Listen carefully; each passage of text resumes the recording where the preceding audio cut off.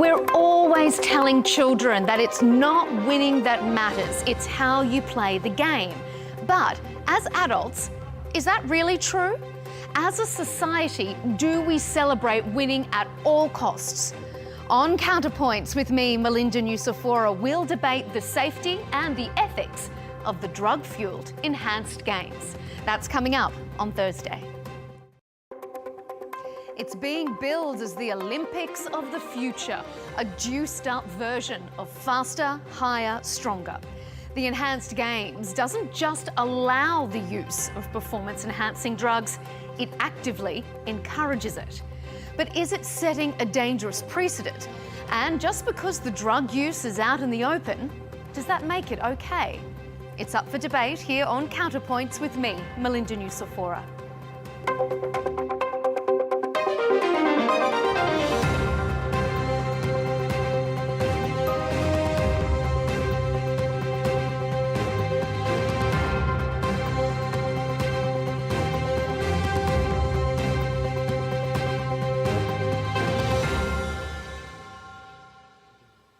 The pursuit of sporting glory is older than the ancient Olympics themselves. That drive, that desire to be the best, but at what cost? Would you risk your health? And what about your reputation? The Enhanced Games is flipping traditional sporting narratives on its head. Instead of drug taking ending your professional career, what if it was just the beginning? I feel very good with enhancements. I feel very much stronger, more confident. Speed is much better. I got to put more muscle, which I had kind of like trouble a little bit to put extra muscle and lose fat at the same time. I had trouble. So I've been seeing myself looking very good. I feel very good. Well, he would say that because 31-year-old Christian Kolomev was just paid $1 million for breaking the 50-metre freestyle world record while jacked up on steroids.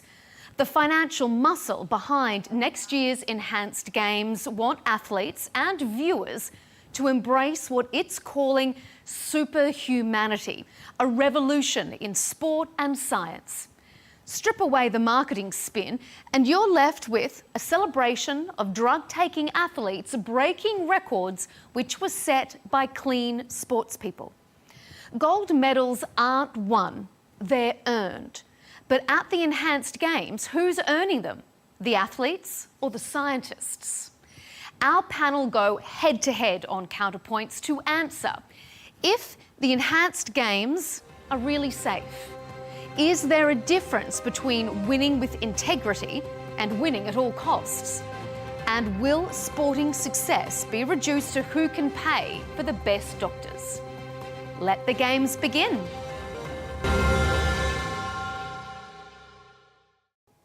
Well, joining us for this discussion on the Enhanced Games and both the potential opportunities and moral dilemmas it poses, I'm joined by Aaron D'Souza, the president and co-founder of the Enhanced Games, and by Mark Foster, a British former Olympic swimmer. Gentlemen, thanks for being here on Counterpoints.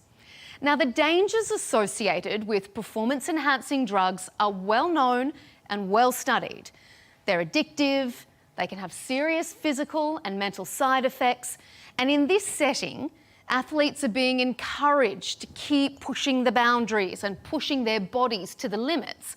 It's a winning at all cost sort of playing field. So Aaron, let me ask you to kick off our debate. Despite all the science and all we know about the potential dangers, why are you promoting this as a safe platform? Well, if we want to talk about safety, let's talk about it in a scientific context. According to Professor David Nutt of Imperial College London, published in The Lancet in 2012, self-administered anabolic steroids are significantly safer than alcohol, tobacco, cannabis, many substances that we consider very acceptable in our society. And let's remember, if we're talking about health, public health, McDonald's and Coca-Cola are two of the largest Olympic sponsors. They've done more damage to public health than any other entities in the totality of human history, yet we don't even view this as problematic anymore. So let's base this on scientific evidence, not anecdotal experiences. But you can't deny that there is scientific evidence that steroid use has negatively affected some people as well. It's not all anecdotal. Yes, so there are many things in our life that carry great risk. Let's consider climbing Mount Everest or going into space. The fatality risk of climbing Everest is about 1 in 100. The fatality risk of going into space is about 1 in 16. But we consider these very noble and very aspirational endeavors. We consider the people who go into space heroic because they take risks for pushing the boundaries of human excellence and for showing us what is possible. So should we not go into space? Should we not climb Mount Everest because there is risk? No, I don't think that we should be in a society that takes no risk. We should be in a society that takes risk thoughtfully and on a considered basis. Mark, how do you respond to that? Do you think steroids are safer than alcohol? And do you think that it's an equal risk as, say, climbing Mount Everest or eating McDonald's? Well, first of all, I'm not really a drinker myself, but Aaron's got a good argument when he talks about McDonald's and Coke, because we know the problem with fast foods and probably one of the biggest killers in the world is down to diet and obesity. So there's a good point there.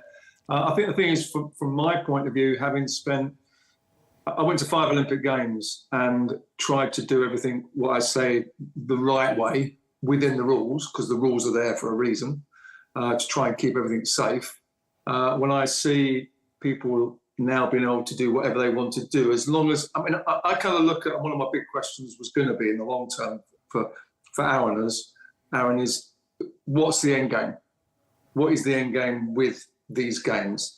Is it competition just for the Olympic Games? We've got the Olympic Games and Enhanced Games, so it's a competitor to the Olympic Games, because let's face it, they just stand alone. Or is it the bigger picture, which is by testing drugs and steroids, as long as it's monitored properly, and I'm going to say in a healthy way. Is there a healthy way? I don't know. What's the end game? Are they going to use the research found to help human beings in the long term? So I think there's a couple of things at play. Do I believe in it? No, but when Aaron makes his arguments there, I can't fault his argument. Aaron, respond to that. What is the end game?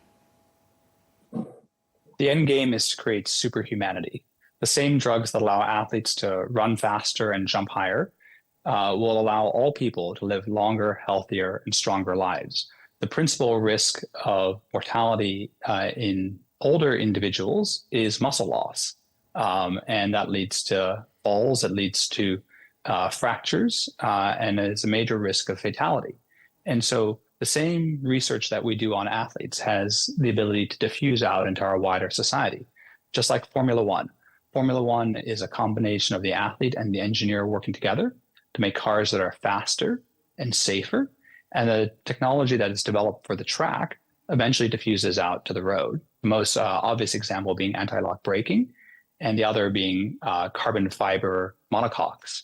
And I believe in the same way, the research that we do at the Enhanced Games, which I will always emphasize is a very rigorous scientific project, can then go and inform new drug discoveries that will mean eventually that aging is a disease that we can treat, cure, and eventually solve. I'm going to come back to that method of discovery, the drugs, how they're distributed, that sort of thing, in coming up in our next segment. But I did want to ask you one issue, is when you say that they're safer than alcohol, they're not as dangerous as McDonald's and Coke, the big difference there is that none of those things are illegal. And taking steroids without a doctor's prescription, and the way a lot of people in the general public, who may not be athletes obviously associated with Enhanced Games, are taking steroids that way. So you're encouraging illegal activity. Actually, that's not correct. So of the compounds that are banned by the World Anti-Doping Agency, the vast majority are actually over the counter. If you walk into a GNC or a Holland & Barrett at your local shopping mall, 25% of the goods on the shelf will get you banned from Olympic competition. I might note the compound creatine, which is available today at Joe and the Juice. It's one of the most best-selling supplements in the world, was a banned drug. It was viewed as a super steroid when it was first released in the 1990s. There are some compounds which are scheduled and only available under a doctor's prescription.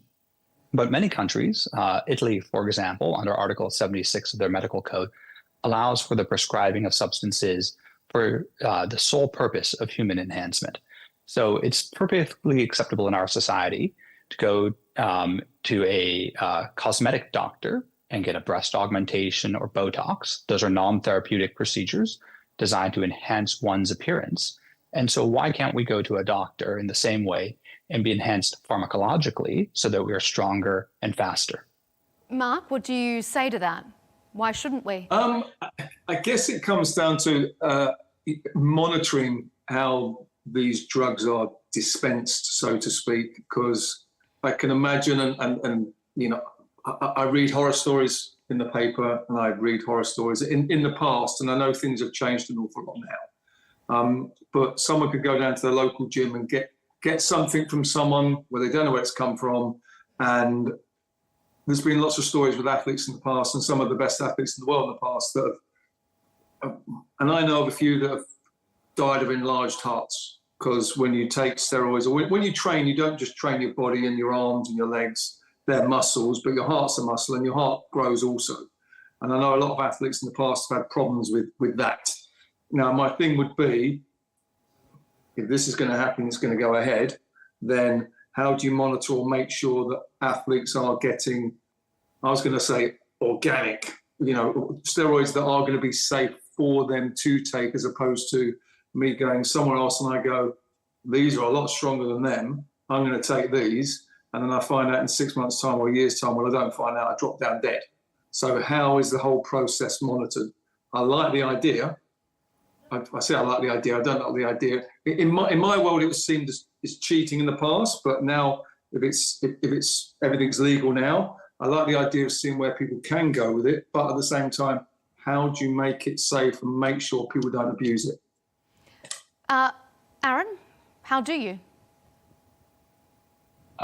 Through high quality clinical supervision. You can walk into your local aesthetic doctor and you might say, I would like Botox to get rid of wrinkles. Frequently, those doctors might say, oh, you can get it done cheaper if you use off-label Botox. But actually, most people still select the on-label, even though it's chemically identical, because they want a trusted brand name.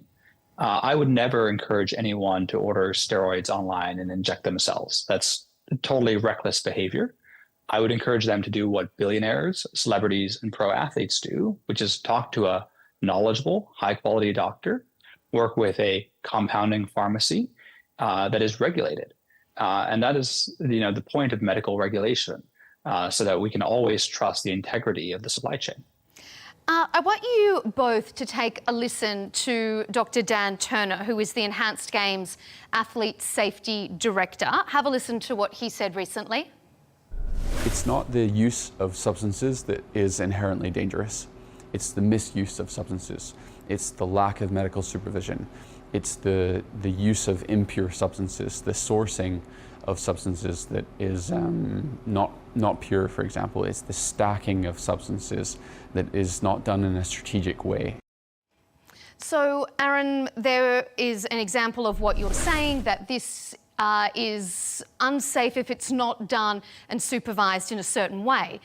The problem is, though, and also going to what you said before, unfortunately, not all of us are billionaires, we're not celebrities, and we don't have access to these high-end doctors that your athletes will have access to. So isn't this just perpetuating and normalising drug use for people like me who might be going to the gym and don't have the money to pay the doctors that people like you can pay for? I would note I'm not a billionaire, I'm not a pro athlete, and I'm not hopefully a celebrity. But you could. But you are a very, very wealthy man. Yes, life has been very successful to me. And Wow, that's so exactly can't why you now afford things that people like me not be able to have access to? And old Joe down at the gym, who is maybe working on minimum wage but still wants to get jacked, how's he going to access the best medical advice? Well, actually, you can go on to enhance.com and access the same kind of medical treatment. We're creating a clinical telehealth service so that anyone who wants high quality medical advice can do so in a very accessible and cost effective wrapper. Ultimately, this is the greatest business model in history, is taking what was once only available to the rich and the powerful, making it available to everyone. Look at the company Uber. They took private chauffeurs and they made it available to everyone and built a great business out of it. Democratization is the absolute key here, right? And I would always note, it's not the compounds themselves that are expensive, it's the information. And by going on programs like this and by educating the world, we can ensure that the knowledge becomes more open and more accessible. Mark, what do you think? Could this, watching these athletes who say, yeah, I'm taking these performance enhancing drugs, and then you go down to your local gym and someone's offering it to you, is this normalizing what could be potentially dangerous behavior? I guess so. I guess at the moment there's probably, again, I don't know because I don't know anything about steroids, but there's probably people down the local gym that do ask the questions, or I'm not saying I'm a member of David Lloyd. I don't see anything happening in there, but I'm sure down lots of different gyms, or maybe in there, maybe I'm naive, there are a lot of people that are already taking steroids, but not in terms of performance enhancing, that they're pro athletes, performance enhancing in terms of they just want to change their body shape and their figure. And we all know how everybody looks the way they look nowadays, even more because of social media. I suppose it's listening to Aaron, it's kind of, and we've spoke a few times in the past, and that's why I'm quite intrigued that I kind of sit on the fence. I'm not a complete no. It's a no from the world that I came from originally. And it is a no as far as the Olympics go. But in the long term, I'm quite kind of fascinated to see if it's, like I say, if it's competition for the Olympics as another big governing body, another big sporting event. I'm all for competition. Is it going to get enough athletes that buy into it and get involved that there will be a competition rather than it's going to be a one-off time trial all the time? There are going to be enough people that buy into it? Because I know that, for argument's sakes, swimmers that do it, well, they won't be able to go back into the Olympics. Once they've cut ties, they've cut ties. Yes, they might earn $1,000 for breaking the world record, being the first person, but how big can it become?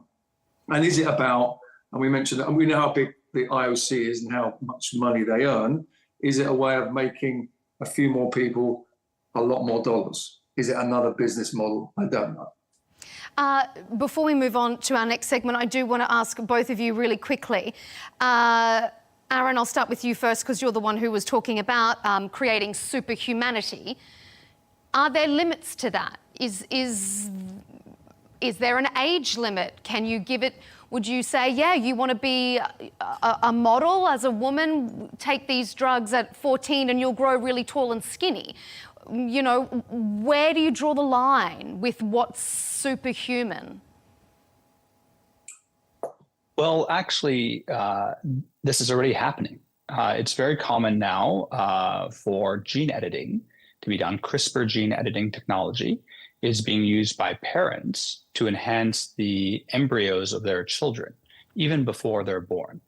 And obviously, there are therapeutic uses for this to prevent birth defects, but there are also cosmetic uses being done. And that innovation is happening in our society today. And I believe that as a human being, an adult with free and informed consent should be able to do to their body what they wish. Now, it gives me pause when parents are editing the DNA of their children even before they're born, and it even gives me pause about young people, minors, being using medical procedures before they have free and informed consent. But it's pretty common here in the United States. About 1 or 2% of young boys are given growth hormone treatment for cosmetic reasons. Not that they're extremely short, but they're short enough not to be competitive in a dating environment, and so their parents recognize this and are giving them clinically supervised growth hormones so that they can be 6 foot tall. Do I think that is socially problematic? In some ways, yes, but in other ways, I believe that not everyone won the genetic lottery. Not everyone is going to be, a 6'3" blonde-haired, blue-eyed individual, and so that individuals should be able to make that choice for themselves. Mark, before we move on, what do you think about that? Like I say, I think Aaron has a point with these things, because I think the bottom line is people do have choice. People have a choice what they take and what they do, and I guess like with a lot of these things, if you make them legal, then people aren't going to go down the back streets and get something that's maybe not good for them. So and people do nowadays. We know how much people change their appearance just to be able to make themselves feel good. So I guess I look at this in terms of going, okay, well, is taking steroids making someone feel better and look better for themselves? And if it works, it works. As Aaron mentioned there, creatine, I used to take creatine, HMB, glutamine, all these things because I was allowed to. But how far does it go? I think my argument's always been, how do you make sure whatever people are taking is safe? And I think that's when Aaron said they're going on an enhanced website and finding out what is legal and what you can take, then I think they've taken all the precautions they can take. But people will always do what people want to do. People don't like being told what to do. I think my thing is, ultimately, it's how you monitor what these people are taking and what they're doing. I'm on about pro athletes, not people in the gym. They're always going to do what they want to do anyway. But pro athletes, and I looked at the world record, and I watched the world record swim in the time trial, and it was great seeing the world record being broken, but also at the same time, I knew the world record was being broken by, in my world, someone that was cheating. But ultimately, it comes back to me, how do you monitor and make sure people don't abuse the system and then drop down dead? All right, we've touched on safety, so let's move to the ethics, the integrity of it. Critics of the Enhanced Games have raised concerns, not just about the safety aspects, but about the fact that it erodes the fundamental ethics and integrity of the sport. Like what you were saying, Mark, about back in your day, it was considered cheating. So you can argue that it still is cheating now. Indeed, of course. And I mean, you can argue that a certain percentage of Olympians are caught doping each games, or some aren't caught at all. But that doesn't necessarily mean we should lower the bar to catch them. And shouldn't our expectations of integrity, of athletes' ability, be a higher goal to aspire to? So, Mark, I'll start with you this time. Just because it's out in the open, to your mind, as a former professional athlete, does it still mean it's cheating? Yes. Well, not if they're competing in Olympic sport, no, because the Enhanced Games has got its own rules. So but when you look at that world record, does it really mean anything to you? Because no, of course it doesn't. I think the thing is, and if you know swimming, you look at swimming. I'll be intrigued to see how far people can go in terms of. I mean, if we look at statistics here, the world record was done by a guy called Cesar Chelo, Brazilian swimmer. He swam 20.91 seconds in a swimsuit, it's called jacket swimsuit, which were banned because they were seen to make swimmers sit higher in the water, be more streamlined, more efficient, and world records tumbled everywhere on every discipline, on every distance. And the world record by him was 20.91. His best time without that swimsuit was 20.3 seconds. And the same number 2 in the world that was the world record holder, Freddie Bousquet, he improved by 0.4 of a second just by wearing a swimsuit. So we've been through what we call the swimsuit wars, so to speak. And then it comes down to what people take. Now, Gomalev, I might have had his name wrong there, Aaron, Christian Gomalev from Greece, he was a European champion. His best time was 21.4 seconds, and now he's swam 20.89 seconds. Now, a huge improvement. I don't just put that down to the steroids, though, because he also was wearing a swimsuit. So I don't know what to pick up on that because he was wearing a swimsuit. In performance-wise, I don't know how fast he can go, but if I put the best swimmers in the world today in those swimsuits, they would all smash the world record as well. So I don't look at it from my point of view. I didn't see it as a fast time. Yes, it's a world record, but in the long term, and this has only just started, and I think Aaron knows that's only been going for a year, how many people will buy into it and how far will it go? I still see the Olympic Games as the ultimate until I'm proved otherwise. Aaron, what do you think? Is the Olympic Games still the ultimate? Are you guys just a bit of a circus on the side? Well, I would note first about the world record that Christian Golomev also broke it in the shorts. So he swam the fastest time ever not wearing a super suit. So I think Mark's point is moot on that. On the point of integrity in sports, let's talk about amateurism. So from 1896 until 1992, all athletes competing at the Olympic Games had to be amateur athletes. And it was seen as the moral touchstone of sport to be an amateur. If you had ever taken even $1 of funding or been paid to participate in sport, you were somehow undermining the integrity of sport. You were cheating. You were banned from Olympic competition.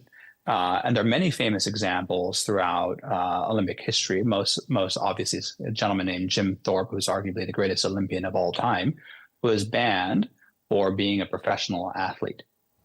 Today, less than 30 years after they excised that ban, we no longer think of amateur athletics, right? It's not even a thing that registers in the mind.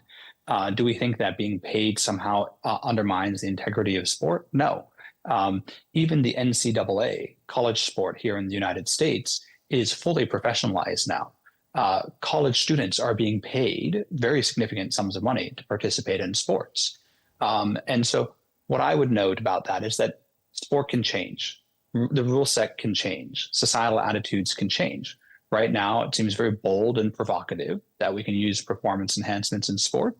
But just as we've seen the rise of Ozempic and the GLP-1 drugs, which I would note are prescribed off-label 83% of the time for cosmetic enhancement purposes, I think we will see that in the years to come, that enhancements will be perfectly commonplace, accepted, and normalized, and dare I say, even celebrated. How long do you think? How many years do you think it will take for the social view to change? I think in total it will only take about 5 years. So the 50 freestyle, and Mark is a much better swimmer than I am, is the premier record in swimming. The 100 meter is the premier record on the track, and the mile and the marathon are probably the only other two world records that matter. These are the ones that have the most common currency and that are known around the world. If an enhanced athlete holds those 4 major world records, then we're the premier sporting competition. There's something very powerful about being the best. No one watches minor league baseball. Everyone watches Major League Baseball. No one watches F2. Everyone watches F1. And if the Enhanced Games are faster than the Olympics and we hold all the world records, we become the preeminent avenue of human competition. Mark, what do you think? Do you legitimately believe that in 5 years' time, we're going to be watching an enhanced 50-metre freestyle and considering it equal to the 50 metres freestyle at the Olympics? No. And I think ultimately what it comes down to, and I think what's going to be missed, is competition. Because unless there's a lot of people doing it, there is no competition, and people like watching competition. And people like watching competitive events. You're not going to enjoy watching someone swim alone, run alone. That's what Formula One's successful, because there's a lot of cars on the pitch. Football games or American football is only interesting when it's a competitive game. No one likes to see a one-sided event. But ultimately, if I put an event on with 8 swimmers, the best swimmers in the world, and it's a tight competition, it's exciting. If I'm just watching one person swim up and down a pool on their own, it won't be exciting. So the big problem here is getting people to buy into it. And how do you get people to buy into it? And if by buying into it, people are going to be able to cut ties with the Olympic Games, which is ultimately, I go to a lot of events, and the first thing, and I know this is in its infancy, but the first thing people say to me is, how do you get on the Olympics? No, I went to 5 Olympics. I never won the Olympics. I won 6 World Championships, 11 European Championships. I broke the world record 8 times. But because I never won the Olympics, people go, oh. So that's how big the Olympics becomes. Can this ever become like the Olympics? Maybe in 50 years' time. I don't see things changing an awful lot in the next 5 years, unless a lot of current athletes that are competing at the moment go, okay, I can't beat, ultimately, Gomolev, and I'm saying his name wrong again, I'm sure, can't beat the likes of Ben Proud, Florent Manadou. That's why he's taken this path. Because I believe if he could have beaten them, he wouldn't have gone and signed up for the Enhanced Games. And I take my hat off to him. If he's earned himself $1 million for breaking the fastest time in the world ever, then that's great. I don't see it as a world record, but the fastest time in the world ever, then hats off to him. But until more and more and more people sign up to it, there's no competition. How do you then break that stigma, Aaron, of yeah, well, he only got 5th in the real Olympics. If he was the best, he would have been the best then, but he's only the best now because he's taken the easy way? Well, let's use the 100-meter example on the track. So we know from research commissioned by the World Anti-Doping Agency and the International Olympic Committee, published in the top sports science journal in the world by Professors Ulrich and Comstock, that 44% of track and field athletes admit to using banned performance enhancements, and only 1% get caught. Of the 10 fastest times in the men's 100-meter on the track, 8 of them are tainted by a doping violation. Usain Bolt is the only person in the top 5 who has not had a doping violation. And so ultimately, we have to ask the question, right? More than half of Olympians are admitting to using banned substances, according to the Olympics' own research. And so is Christian Golomev, not good enough in the Olympics, or was he actually competing on an unlevel field, right? Mark would be very familiar with the case of the 23 Chinese swimmers who were part of a state-sanctioned doping program run by the People's Republic of China that the World Anti-Doping Agency swept under the carpet and has caused great controversy at the Paris Olympics. And the integrity of the whole international doping system is in question. Mark? No, Darren's right. He's right. I was around in '88 Olympics in Seoul before the wall came down in Germany, and all the Eastern German swimmers on the women's side won all the events. '94 World Championships in Rome, the Chinese women wiped the floor with all the events, and they came from nowhere. He's right in what he says. I think ultimately what we try and do with the World Anti-Doping Organisation is keep things as clean as it can be. There's always going to be people that cheat. I don't think in swimming the numbers are as big as other sports potentially, because there's not as much at stake. But state systems are always going to try and cheat and buy themselves Olympic gold medals. So it is always a tricky situation. And like I say, I can't fault Aaron's argument. I just think... But Mark, just because people are going to cheat, does that mean that everyone should lower their bar and, if you can't beat them, join them? That's surely not the message that you're giving. No, I don't. Listen, I like to think that it's a level playing field and everyone plays on a level playing field, but some people don't. And I think some people never will. And some people will always cheat their way to trying to win. And ultimately, if I were in a society where someone said to me, and I didn't know what the rest of the world were doing, and I was given an apartment and I was paid a lot of money, or I was looked after and I didn't know what the rest of the world was doing, and I was given a blue tablet every day to take because I'm told that's what I need to do, that's what I do. But I live in a society where I have a choice and I know a lot of information, and I chose not to cheat.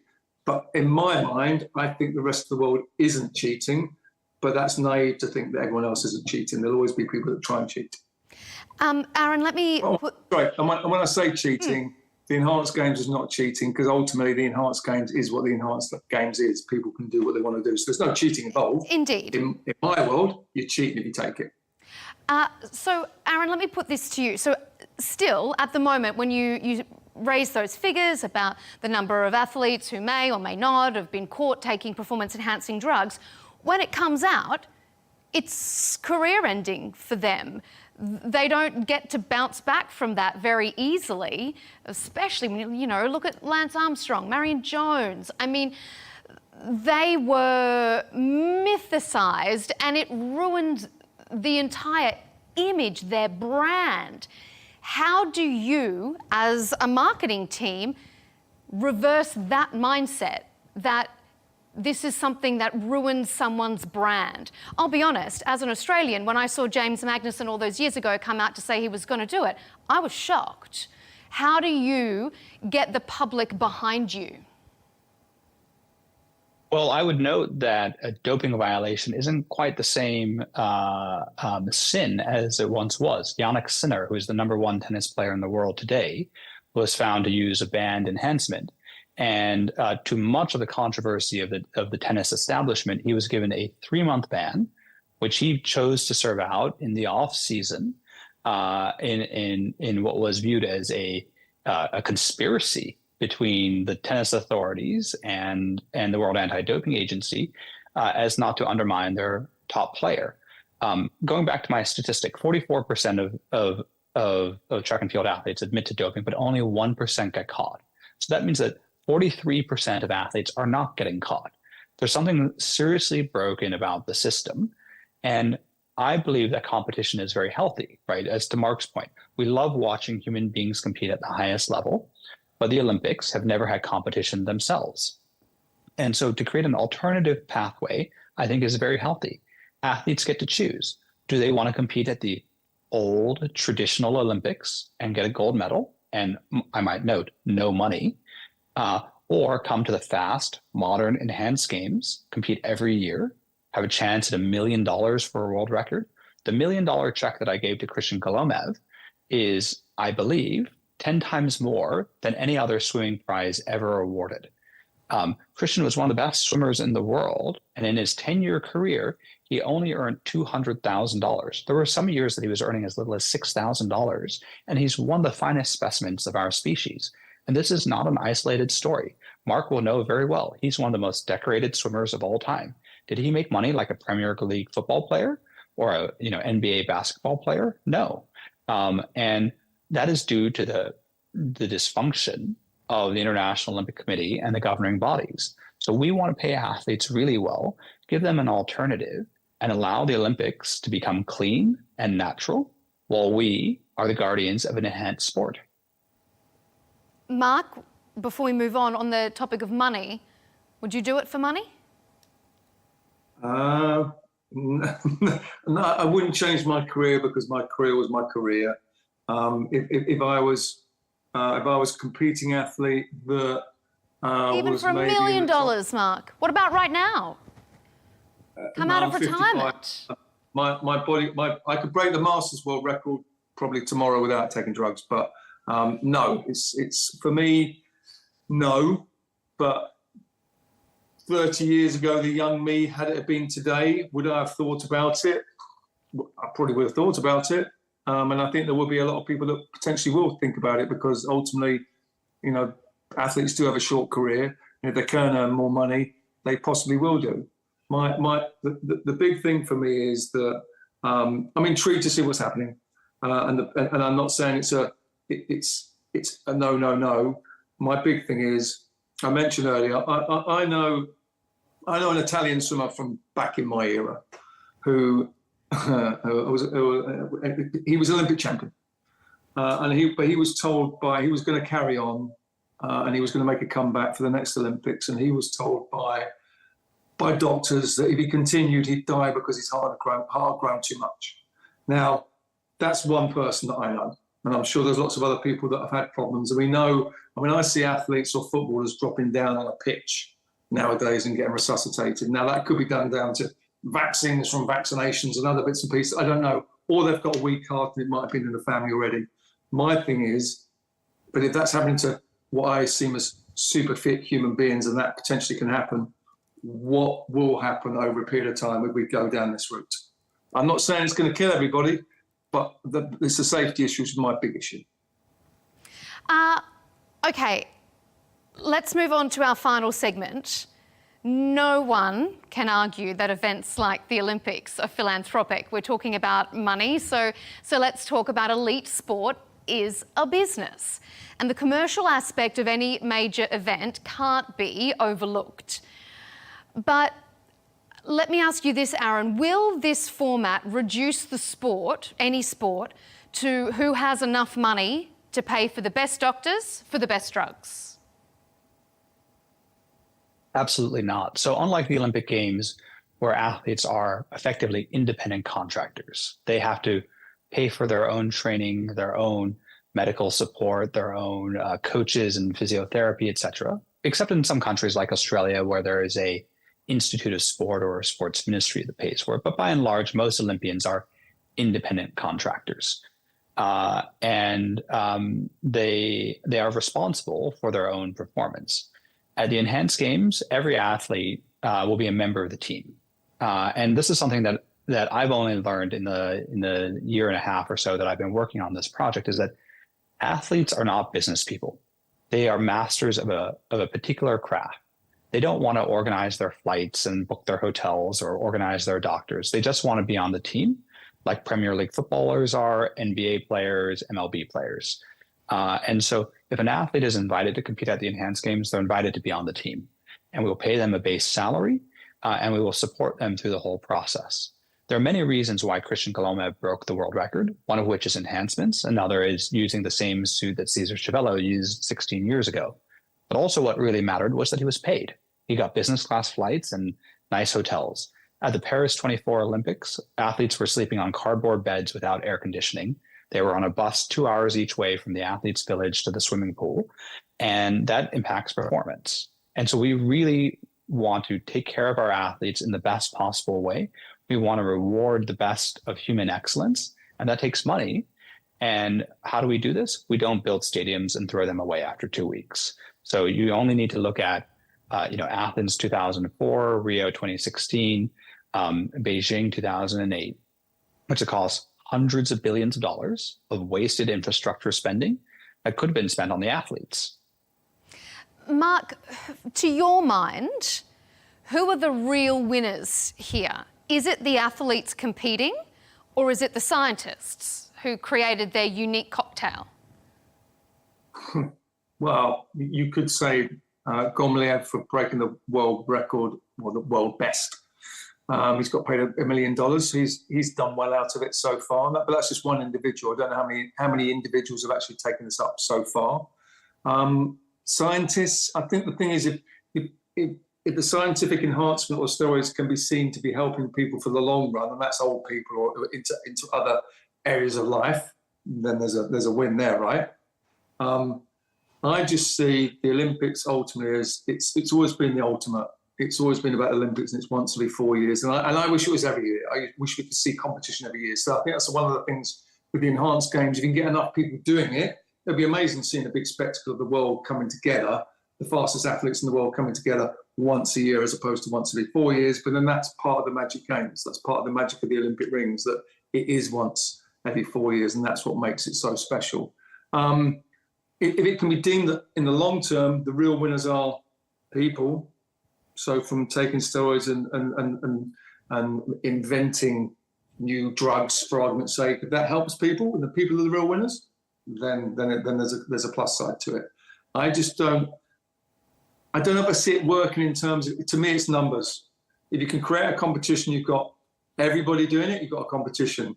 But if it's going to be, no, we're all Olympians, we're going to stay with the Olympic program, and that's where all the number of people are, then I just don't see it working. I can see the plus side of it, and I see the arguments that Aaron makes around people historically taking steroids and getting caught, and there's people that take them from day to day in the Olympics. And if they're caught, they're banned, and if they're not, they carry on. I just don't see it working without the competition, but I might be proved wrong. So Mark is saying there, Aaron, how do you get enough people behind it? It brings me to my question about sponsors. Have you had an influx of sponsors wanting to come behind it? What about sponsorship for the athletes? Is it viable? Well, I would say that my largest investors are people like Peter Thiel, co-founder of PayPal and arguably the world's greatest venture capitalist, Christian Angermeyer, Balaji Srinivasan, and even the Trump family have all invested in the Enhanced Games. And why have they done this? Because they see a successful, sustainable But you still need business model. sponsors. The games need sponsors. You need, you know, people, companies coming Actually, you behind don't. you. No, because actually our business model is in drug development. It's in drug marketing, which accounts for 18% of the US GDP. 1 out of every 2 healthcare dollars spent in the world are spent in the United States.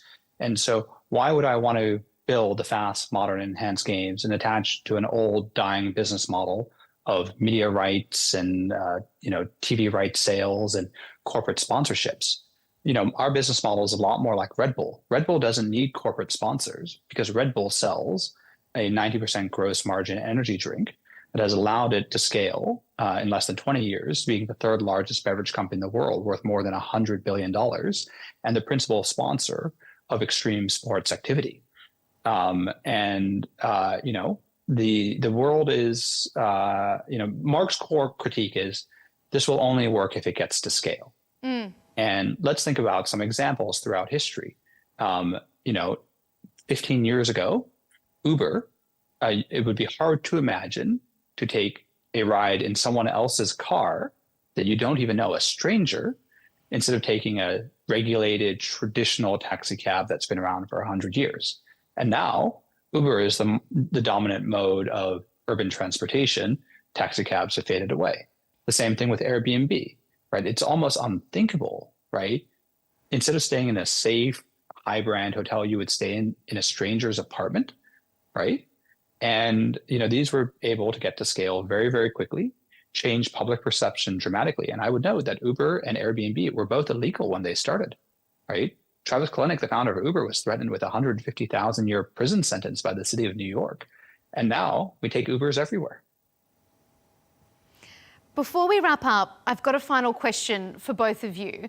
I'll start with you, Aaron, because it was one of your examples that you gave about Christian breaking the world record. You said, that he's an amazing specimen. He's an amazing athlete, but he wasn't a winner to the Olympic level. Why does everyone get to be a winner? Maybe he just wasn't good enough. Well, I believe that not everyone should be limited by their genetics. Some people have won the genetic lottery, others have not. Some people have not been afforded the same economic opportunities throughout life. And if we can use technology to overcome some of those structural limitations, I think that is one of the greatest gifts that I can give to humanity, right?